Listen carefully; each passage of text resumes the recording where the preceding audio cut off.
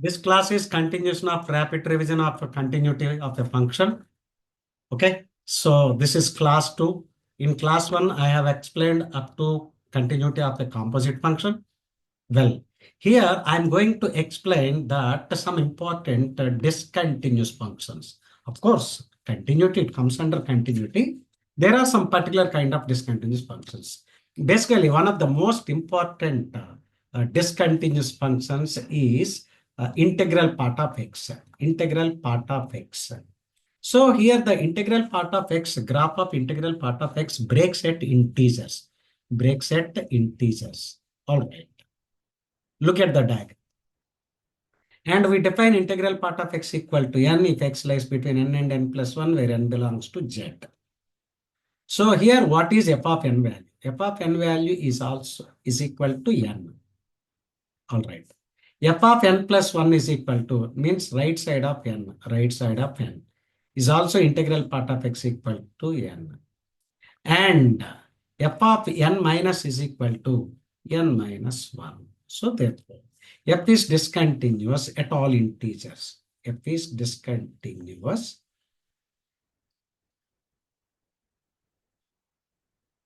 at x equal to n. N is an integer, but it is right continuous at x equal to n.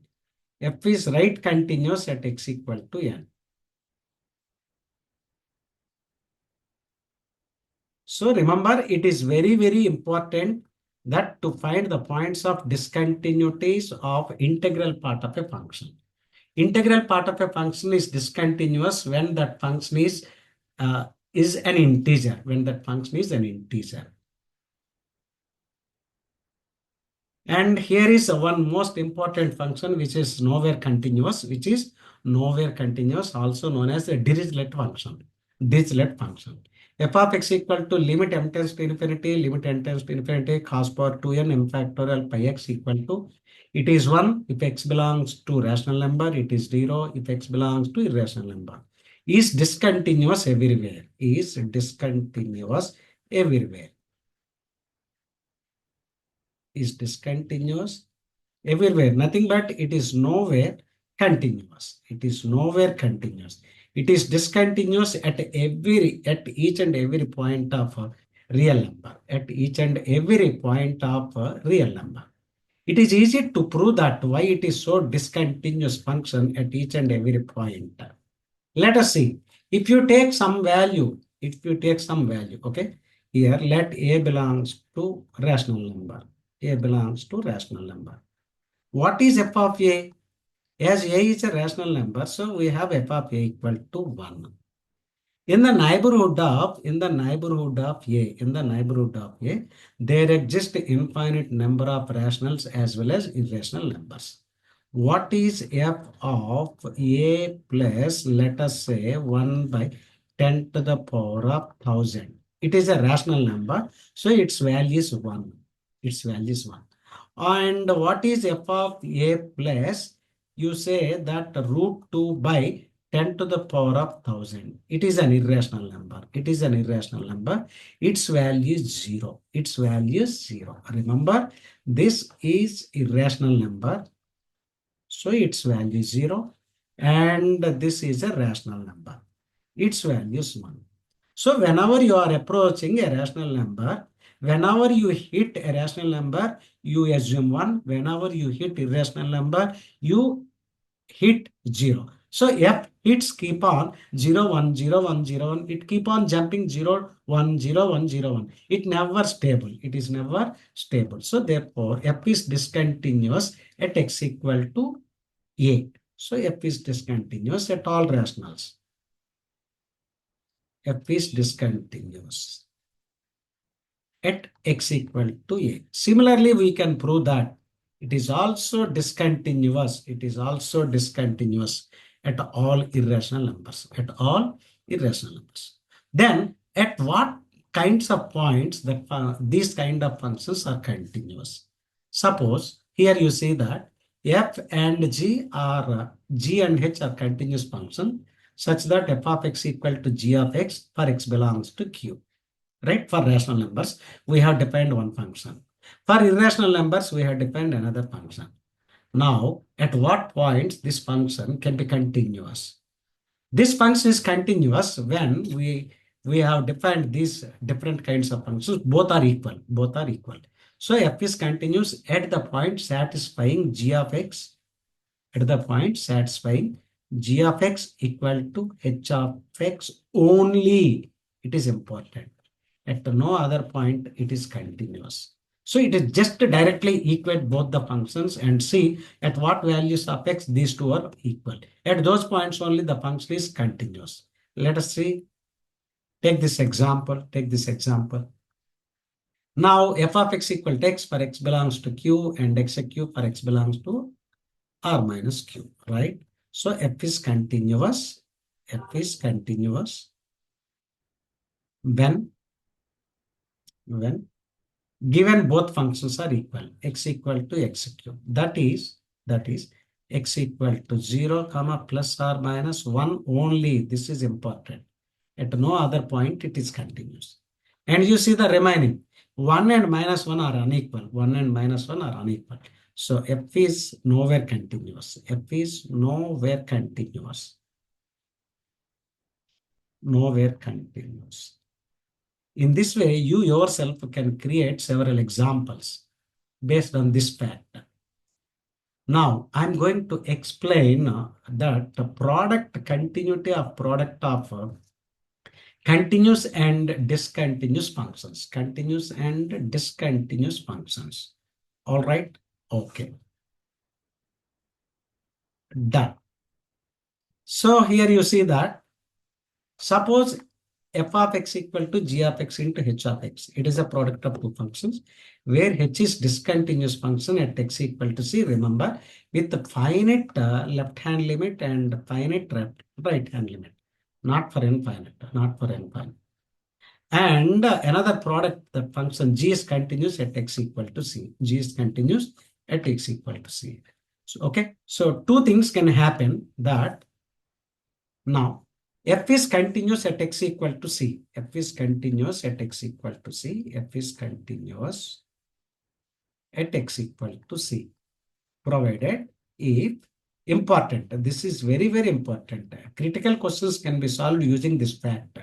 If g of c equal to 0. Remember that continuous function must be 0 at that point. And f is discontinuous at c. F is discontinuous at x equal to c. At x equal to c. All right. If that g of c is not equal to 0. So whenever a function is discontinuous, another function which has as a product makes this LHL and RHS as a 0, then the entire function becomes continuous function. Remember. So g of c equal to 0. Then f is continuous. Means product of continuous and discontinuous functions becomes continuous function. For example, here is a one very good example that h of x equal to e to the power of 1 by x minus e to the power of minus 1 by x by e power 1 by x plus e power minus 1 by x for x not equal to 0. 0 for x equal to 0. Okay. We want to check the continuity of this function. As x tends to 0, let us take t equal to 1 by x. T equal to 1 by x. That 1 by x tends to t equal to 1 by x tends to infinity. As x tends to 0 minus t equal to 1 by x tends to minus infinity. Isn't it? So what is a right hand limit and left hand limit? I'll see that. That h of 0 plus is equal to limit instead of x tends to 0, I'll take that t tends to infinity. T tends to infinity. Okay. This is e power t minus e power minus t whole by e power t minus e power minus t. All right. It is t tends to infinity. You take in numerator and denominator e power t common. You take that e power t common. Then you will get 1 minus e power minus 2t by 1 plus e power, okay, minus 2t. Now e power minus infinity is 0. e to the 1 minus e power minus infinity by 1 plus e power minus infinity. That's equal to, you will get 1. So we got that right hand limit at 0 is 1. Now what is left hand limit? What is left hand limit? Well, h of 0 minus is equal to h of 0 minus. We take that limit t tends to minus infinity. Okay. So we write the same function e power t minus e power minus t whole by. Don't try to be smart by applying L'Hospital rule. You will keep on moving here and there only. So you see that power of e must be negative. Power of t, power of e must be positive in this case. So here I will take e power minus t common, e power minus t common whole by. I am taking e power minus t common. All right, because we want to make it 0, e power minus infinity minus 1 by e power minus infinity plus 1. Otherwise, you will get infinity by infinity format. So this is equal to minus 1. So therefore, h is discontinuous at x equal to 0. H is discontinuous at x equal to 0. This example is very good example. Now we can make this discontinuous function as a continuous function. We can make this discontinuous function as a continuous function by multiplying some function. Here you see, I am creating another example. That h of x equal to, okay, I'll write this example. Well, here is an example. Of course, I think it is also previous J main example. Now you see it is the product of one discontinuous function and one continuous function. Okay, all right. So if h is continuous at x equal to 0, then what can be the function of g of x? Right. So here it is a discontinuous with finite LHD, finite LHL and RHL. It is discontinuous function. Left hand limit, right hand limit, both are different. So this must be continuous and it must be 0, right? So g of x can be, h is continuous at x equal to 0. H is continuous at x equal to 0. At x equal to 0. If g of 0 equal to 0 and g is continuous. And g is continuous. Remember, g of 0 equal to 0 and g must be continuous. So here that g of 0 is equal to 0 satisfying by a and g of 0 equal to 0 satisfying by sin x and the integral part of x square is also satisfying. It is continuous at x equal to 0, but cos x is not at all because cos 0 is not 0. Cos 0 is equal to 1. Now I'm going to explain one of the most important high voltage questions in continuity of a function. Many people will feel difficult in understanding that how to find out points of discontinuity of integral part of a function. How to find that points of discontinuity of integral part of a continuous function, right? Like integral part of x square, integral part of 2x plus 3, integral part of sin x, integral part of cot x, whatever you give, integral part of x cube, integral part of x square minus 3, any kind of function over some interval. Suppose g of x be continuous function in closed interval AB. Here I have given closed interval AB. Sometimes they may give open interval also. Sometimes left open, right closed, or right left closed, right open also. Well, so let g of x be continuous function in closed interval AB. Let small m and capital M be the range of f. So you have to find the range of f in the given interval. Right. This is important point. You have to find the range of the function g of x inside the integral part. Inside the integral part. Right? Or the given interval. Now, after finding the range of the function of integral part, right? Now f is discontinuous at the points, at what points? At integers, at the integer. Just now I have explained that integral part of x is discontinuous at integers, but right continuous at integers. So here f of x is discontinuous at all points satisfying g of x equal to k. K belongs to the range of g of x, g of x, except that left value of the interval. Here I have taken right. Okay, this is closed M, but here I have taken open M. Remember, this is important. If m is not an integer, there won't be any problem. But if m is integer, there will be a problem.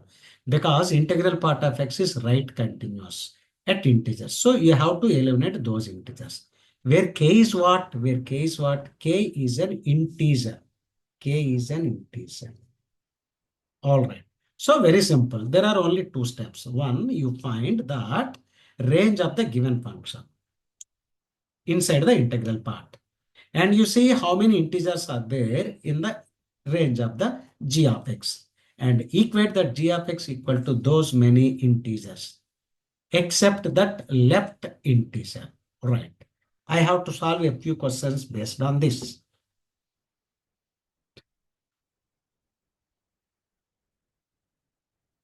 One minute.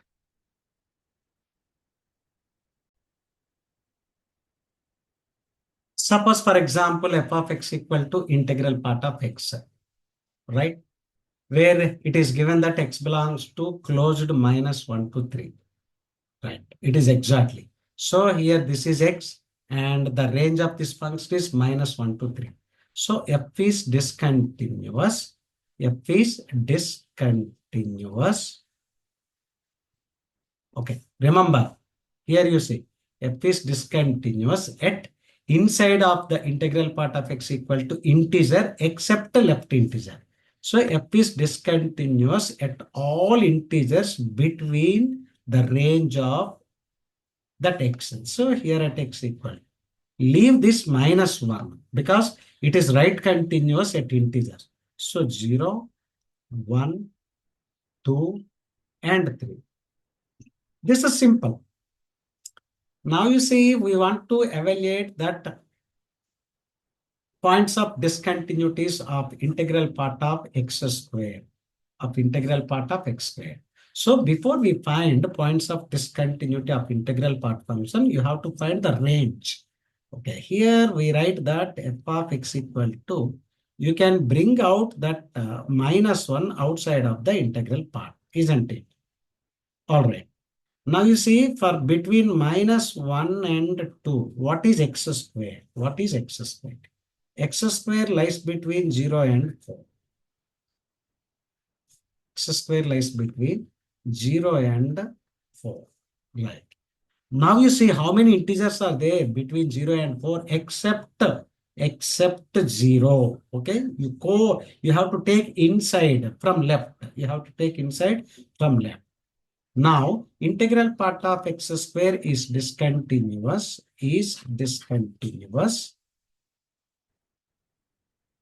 When that x square equal to, okay, x square equal to, this is the range. X square equal to, leave the 0. Okay.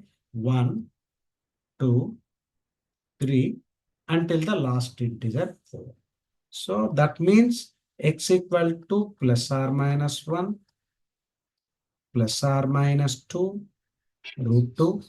And of course, I leave that minus root 2 because it is out of the range. So I'll take only root 2. I'm leaving minus root 2 out of the range of the interval, and plus root 3, leaving minus root 3, and I'm leaving that minus 2. That's it. So therefore, f is discontinuous at 5 points. F is discontinuous at plus or minus 1, root 2, root 3, and 2. So at 5 points. Isn't it? Now you see here one most important question regarding that composite of integral part function. It is composite as well as integral part function. All right. I'll take a little more space. Okay, so here what is that composite function? Asking find out the points of discontinuity of f circle G. So what is f of g of x? F of f circle G of x is equal to nothing but f of g of x. All right. Okay, so f of g of x. So in place of f, in place of x in f, you have to put g of x. So here, you keep that in place of x, you put g of x. So integral part of 2 times of g of x whole square. I will write directly g square of x plus 1. Now, this is the g function. This is the g function. Substitute one piece at a time. Substitute one piece at a time. Here, I'll write that 2 into g square of x.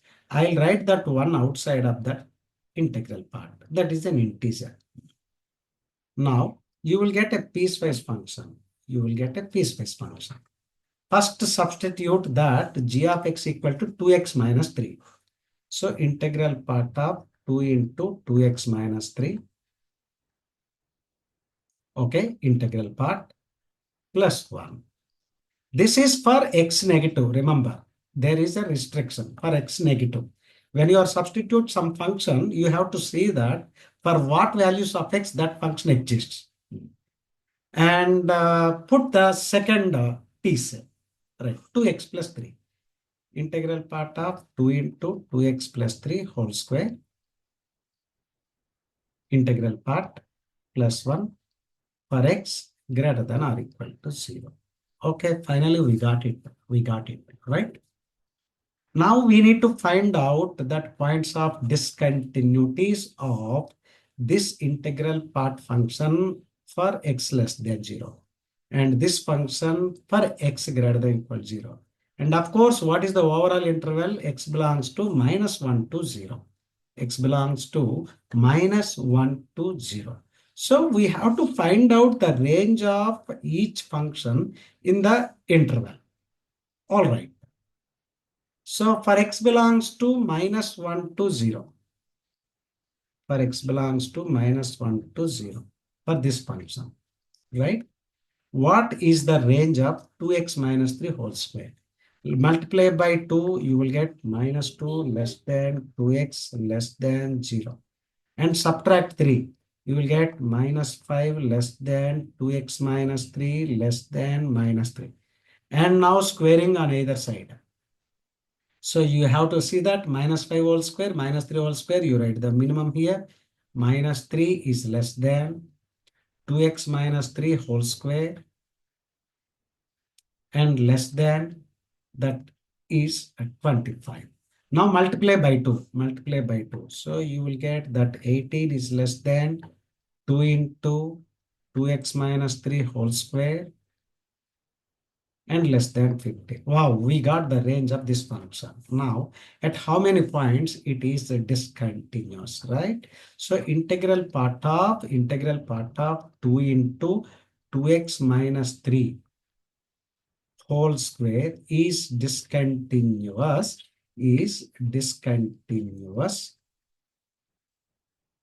at 31 points. 31 points. Why? Because there are 31 integers between 18 and 50. As there are 31 integers. As there are 31 integers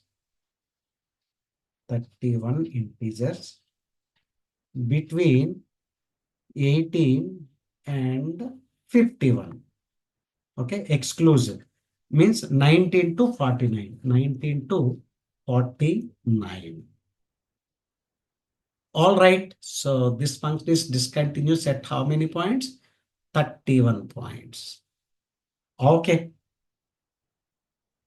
It is little bit lengthy, taking more space, but no issue at all. Space is unlimited. Well, now for other interval, between 0 and 1, between 0 and 1. Should I write directly? Better? Okay, I'll write directly. You apply the same procedure.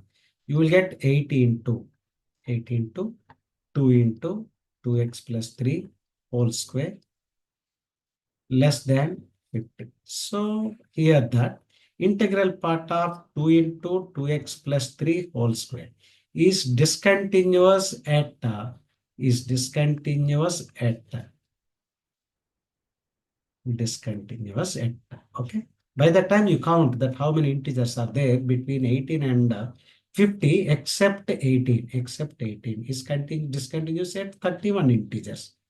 Remember, do not count 18. Do not count 18. Why do not count 18? Because f is integral part of x is right continuous at the integers. Right continuous at the integers. Well, so here 31 points, here 31 points, and we left 0. What is f of 0? Okay. Here you see that we did not check at 0. We did not check at 0. So we have to check at 0. All right. So f of 0 minus. Okay. F of 0 minus.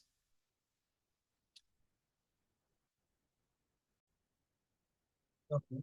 For f of 0 minus, you see that for f of 0 minus, that's equal to this value is equal to 18 plus 18 plus. You see more than 18, right? F of 0 plus is equal to that integral part is 18 plus. So you have to take that 18 plus 1. 18 plus 1 is equal to 19. Since that in 2 into 2x minus 3 whole square tends to 18 plus as x tends to 0 minus. So 18 plus means you take 18 point something 1, that integral part value is 18. Similarly, f is 0 plus is equal to is also 18 plus 1, that's equal to 19.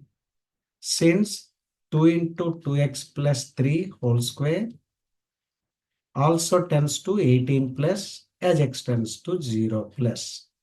So therefore, f is continuous at x equal to 0. F is continuous at x equal to 0. All right. Therefore, f is continuous at x equal to 0. So overall, f is discontinuous at 62 points, 31 plus 31. F is discontinuous at x equal to 31 plus 31 is equal to 62 points. You please practice these questions. No doubt, definitely you will understand. Everybody can do. All right. Here is some question regarding the discontinuity of a function.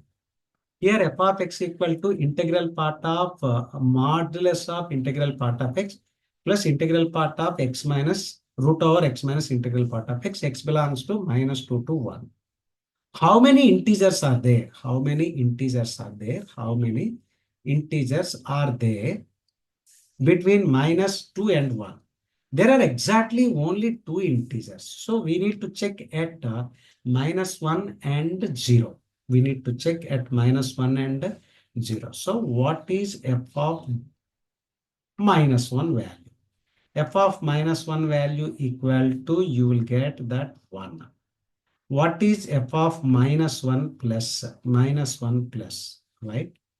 Minus 1 plus means you just take that right side of minus 1 minus 0.9. So what is f of minus 0.9? Substitute here. This is equal to modulus of minus 1, okay, plus root over this f of, okay, all right, I'll wait. Just a moment.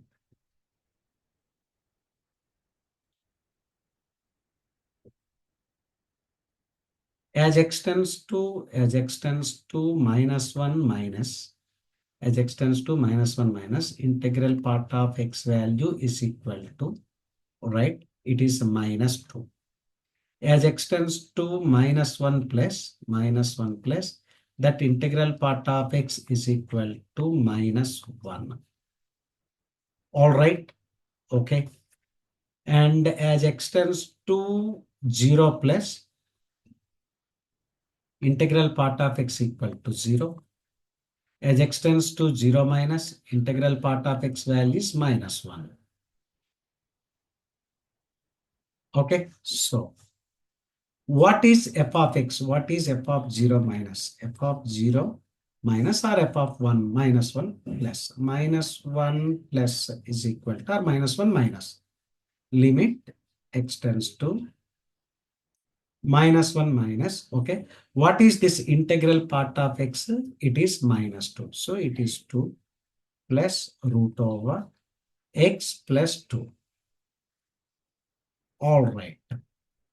So this is equal to, you will get that 2 plus 2 plus 1, that's equal to 3. Put x equal to -1.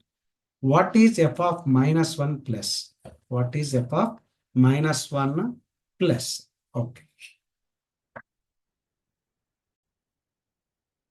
F of -1 plus is nothing but limit extends to -1 plus. Okay. Integral part value is -1. So modulus is 1 plus root over x plus 1. Now put x equal to -1, you will get 1. All right. So therefore, f is discontinuous at x equal to, f is discontinuous at x equal to -1. Similarly, also discontinuous at x equal to 0. You apply the same procedure. F is discontinuous at x equal to 0 also. Okay. So as there is a time limit, so I will not solve this question. If you want, I will solve on separate. Now, what are the important properties of continuous functions? If a function is continuous on closed interval AB, then what Bolzano's theorem says that if f of A and f of B less than 0, then there exists C belongs to open AB such that f of C equal to 0. What is the meaning of f of C equal to 0? That is, f of x equal to 0 will have at least one root. F of x equal to 0 will have at least one root, at least one root. Nothing but it crosses x-axis in open interval a comma b. In open interval a comma b.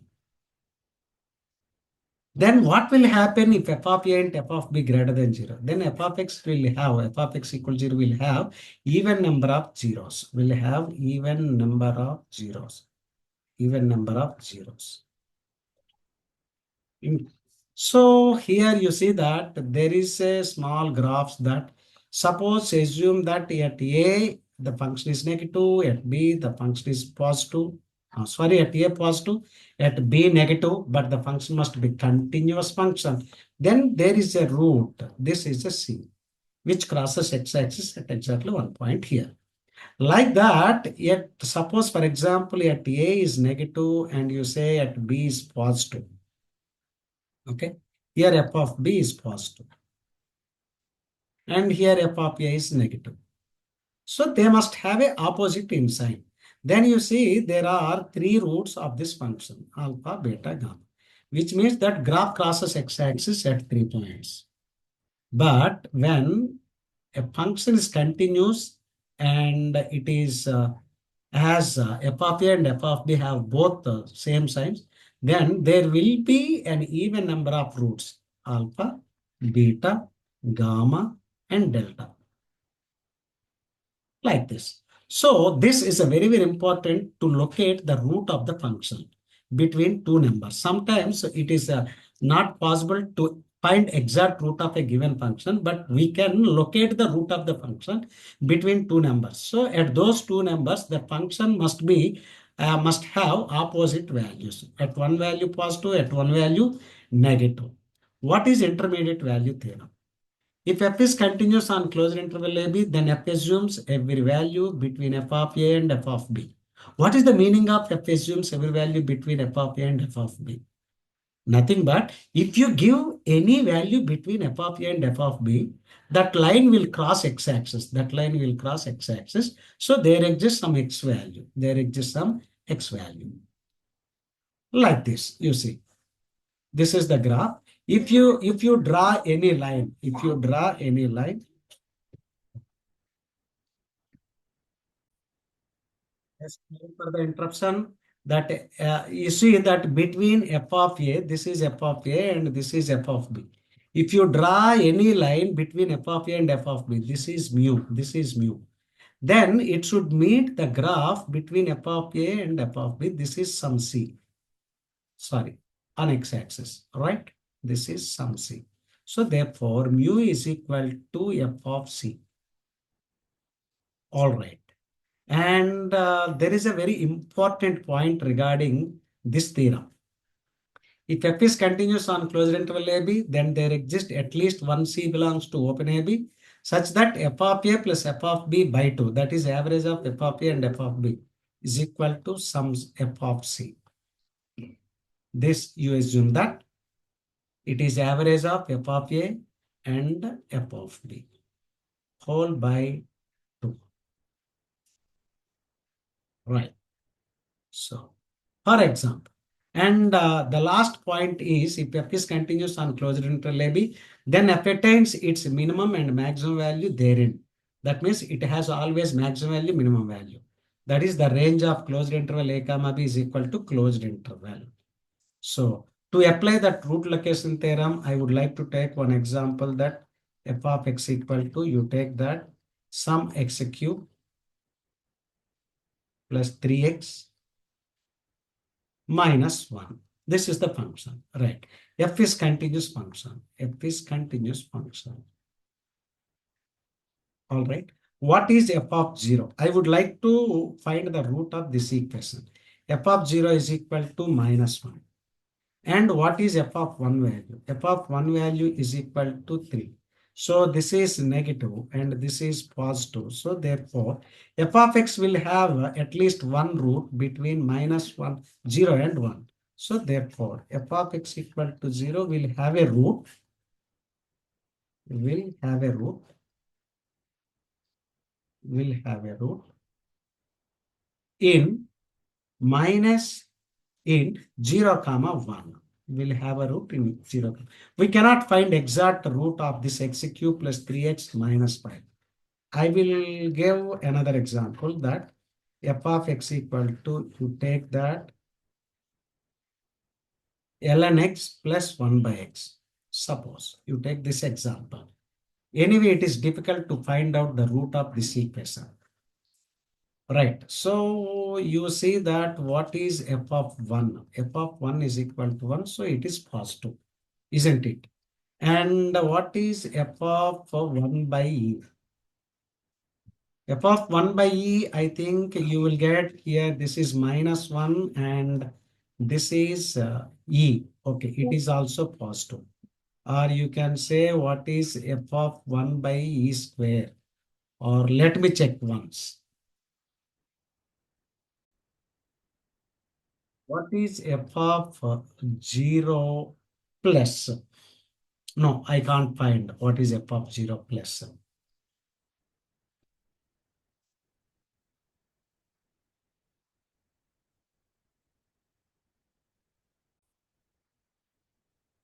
Okay, it may be little difficult to locate the roots. Better I'll take that ln x plus x. Then this is 1 and f of 1 by e equal to, f of 1 by e is equal to, I will get that f of 1 by equal to minus 1 plus 1 by e.